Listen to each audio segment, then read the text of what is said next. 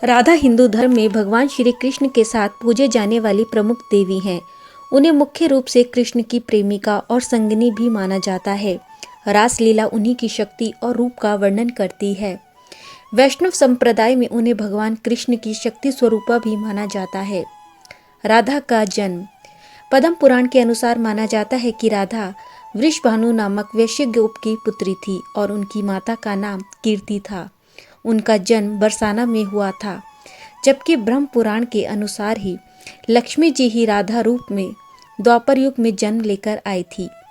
कथा अनुसार माना जाता है कि एक बार वृषभानु जी को एक सुंदर सरोवर में सुनहरे कमल में एक दिव्य कन्या लेटी हुई मिली, जिसे वे अपने घर ले आए। लेकिन वे बालिका आंखें खोलने के लिए तैयार नहीं थी। माता और पिता ने समझा कि वे देख नहीं सकती, लेकिन जब बाल रूप में श्री कृष्ण जी से उनका सामना हुआ तो उन्होंने तुरंत ही अपनी आंखें खोल दी। माना जाता है कि राधा का जन्म शुक्ल पक्ष की अष्टमी तिथि में 12 बजे सोमवार के दिन हुआ था। इसी दिन को बाद में राधा अष्टमी दिवस के रूप में मनाया जाने लगा। पुराणों में देवी राधा को लक्ष्मी का अवतार बताया गया है। इसी कारण जब भगवान विष्णु ने द्वापर युग में जन्म लिया तो उनकी प्रियतमा लक्ष्मी ने भी राधा के रूप में जन्म लिया। राधा कृष्ण मिलन, और क्या वास्तव में हुआ था उनका विवाह?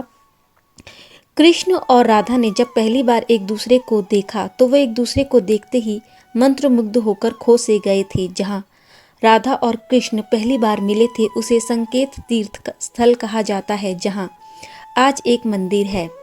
ये स्थान बरसाना और नंदगांव के बीच है। मान्यता है कि पिछले जन्म में ही दोनों ने ये तय कर लिया था कि हमें इस स्थान पर मिलना है। गर्ग संहिता के अनुसार माना जाता है कि एक जंगल में स्वयं ब्रह्मा जी ने राधा और कृष्ण जी का गंधर्व विवाह करवाया था। पौराणिक कथाओं की माने तो राधा को रुक्मणी का आध्यात्मिक अवतार भी माना जाता है। क्यों श्री कृष्ण और राधा का विवाह नहीं हो पाया? सदियों से प्रेम का प्रतीक रहे राधा और कृष्ण को एक दूसरे का पूरक माना जाता रहा है। जीवात्मा से परमात्मा के मिलन का प्रतीक रहे श्री कृष्ण और राधा भी सामाजिक तौर पर कभी एक नहीं हो पाए, ना ही उनका विवाह हो पाया। पर ऐसा क्यों हुआ, आइए जानते हैं। कहा जाता है कि जब श्री कृष्ण वृंदावन छोड़कर जा रहे थे तब राधा को देखकर वे उनसे मिलने आए और उन्होंने उनसे वापस लौटकर आने का वादा भी किया। इसके बाद वे वृंदावन से चले गए। कहा जाता है कि उस समय रुक्मणी श्री कृष्ण को पसंद करती थी और मन ही मन उन्हें अपने पति के रूप में स्वीकार कर चुकी थी।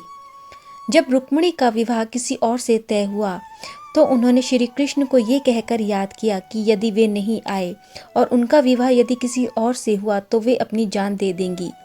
तब श्री कृष्ण ने रुक्मणी के पास आकर उनसे विवाह रचा लिया। श्री कृष्ण और राधा से विवाह न होने पाने का कारण एक ये भी माना जाता है कि राधा कृष्ण से उम्र में बड़ी थी, इसीलिए यशोदा माँ नहीं चाहती थी कि उनका विवाह श्री कृष्ण से हो। इसके अतिरिक्त कहा यह भी जाता है कि राधा का विवाह यशोदा के भाई रयान गोपा के साथ तय हुआ था, जिसके कारण रिश्ते में राधा कृष्ण की होने वाली मामी लगती थी। राधा का विवाह। राधा के विवाह के विषय में कहा जाता है कि उनका विवाह रयान नामक व्यक्ति से हुआ था। कहा जाता है कि पूर्व जन्म में ये अयान नाम का एक व्यक्ति था और यह भगवान विष्णु का परम भक्त था। अपनी तपस्या से उसने भगवान विष्णु को प्रसन्न किया और वर में उसने माता लक्ष्मी से विवाह की इच्छा प्रकट की। इस वरदान को सुन भगवान विष्णु को क्रोध तो आया, मगर भक्त की इच्छा पूरी करना उनका कर्तव्य था।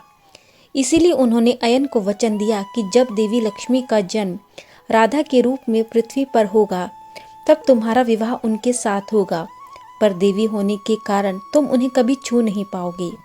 इसी कारण कहा जाता है कि जब रयान और राधा का विवाह हुआ तो उस समय राधा जी ने अपना शरीर विवाह से पहले ही छोड़ दिया था और उनकी परछाई से ही रयान का विवाह हुआ। राधा अपनी छाया को स्थापित कर स्वयं अंतर्ध्यान हो गई, अर्थात रयान केवल राधा की परछाई से ही विवाह कर पाया। कहा जाता है कि राधा विवाह के बाद भी श्री कृष्ण के प्रेम में डूबी रहीं और उन्होंने अपना दाम्पत्य जीवन भली भांति और पूरी ईमानदारी से निभाया। और जब वे बूढ़ी हो गई तो उनके मन में मरने से पहले श्री कृष्ण को देखने की आस जगी। जब रुक्मिणी से मिली राधा। कहा जाता है कि रुक्मिणी से विवाह के बाद भी श्री कृष्ण सदैव राधा को याद करते रहते थे। माना जाता है कि एक बार श्री कृष्ण दूध पी रहे थे और रुक्मिणी उनके समीप खड़ी थी। ज़्यादा गर्म दूध पीते ही श्री कृष्ण के हृदय में दर्द हुआ और उनके श्रीमुख से निकला, हे राधे। ऐसा सुनते ही पास खड़ी रुक्मिणी ने श्री कृष्ण से पूछा कि हे प्रभु, ऐसा क्या है राधा जी में जो आप हर क्षण उन्हें याद करते हैं? मैं भी आपसे अपार प्रेम करती हूँ, फिर आप मुझे इस तरह तो याद नहीं करते जिस तरह आप राधा को करते हैं। तब भगवान श्री कृष्ण ने उनसे कहा कि जब आप स्वयं राधा जी से मिलेंगी तो आप स्वयं जान जाएंगी कि वो क्यों मुझे हर पल याद रहती हैं। कहा जाता है कि इसके पश्चात रुक्मिणी राधा से मिलने के लिए उनके महल गई। वहां पहुंचते ही उन्हें एक सुंदर युवती दिखी। उन्होंने सोचा कि यही राधा है। पास जाने पर उन्हें पता चला कि ये तो उनकी दासी हैं। दासी ने कहा कि राधा जी आपको 7 द्वार के बाद मिलेंगी। रुक्मिणी ने 7 द्वार पार किए और हर द्वार पर उसे एक से एक सुंदर और तेजवान दासी दिखी। दासी को देखकर रुक्मिणी सोचने लगी कि अगर दासियां इतनी रूपवान हैं तो राधा जी स्वयं कैसी होंगी। सोचते हुए रुक्मिणी उनके कक्ष में पहुंची। तभी उन्हें एक सुंदर रूपवान स्त्री दिखी। ये राधा जी ही थी जिनका मुख सूर्य के समान चमक रहा था। रुक्मिणी उन्हें देखते ही उनके चरणों में गिर पड़ी, पर सहसा रुक्मिणी ने देखा कि राधा जी के पूरे शरीर पर छाले पड़े हुए थे। रुक्मिणी ने उनसे शरीर पर पड़े छालों का कारण जानना चाहा। तब राधा ने कहा कि कल आपने श्री कृष्ण को जो गर्म दूध दिया था वे ज़रूरत से ज़्यादा गर्म था, जिससे उनके हृदय में छाले पड़ गए और उनके हृदय में सदैव मेरा ही वास होता है। ये बात सुनकर रुक्मिणी हैरान रह गई और श्री कृष्ण और राधा जी के प्रेम के नतमस्तक हो गईं। राधा और श्री कृष्ण का पुनर्मिलन। कहा जाता है कि अपने सारे कर्तव्यों को पूरा कर राधा अपने अंतिम समय में श्री कृष्ण से मिलने द्वारका गई, पर वहां पहुंचकर उन्होंने उनकी 8 पत्नियों को देखा। इसके बाद भी वे दुखी नहीं हुई। जब कृष्ण ने राधा को देखा तो वे बेहद प्रसन्न हुए और दोनों बिना कुछ कहे संकेतों की भाषा में एक दूसरे से काफ़ी देर तक बातें करते रहे। राधा को द्वारका में कोई पहचानता नहीं था। राधा के अनुरोध पर श्री कृष्ण ने उन्हें अपने महल में देविका के पद पर नियुक्त कर लिया। राधा महल में रहने लगी और वहां रहते हुए महल के सारे काम देखने लगी और उन्हें जब भी समय मिलता तो वे दूर से ही श्री कृष्ण के दर्शन कर लेती थी। लेकिन महल में रहते हुए उन्हें ये महसूस होने लगा कि वे श्री कृष्ण से दूर हो गई हैं। ये सोचकर उन्होंने महल छोड़ दिया और दूर जंगल में गांव के समीप रहने लगी। अकेले रहते हुए वे बहुत कमज़ोर हो गई और कहा जाता है कि जब उनका अंतिम समय था तो वे श्री कृष्ण को याद करने लगी। तभी वहां भगवान श्री कृष्ण प्रकट हुए और उन्होंने राधा से उनके जीवन की अंतिम इच्छा पूछी।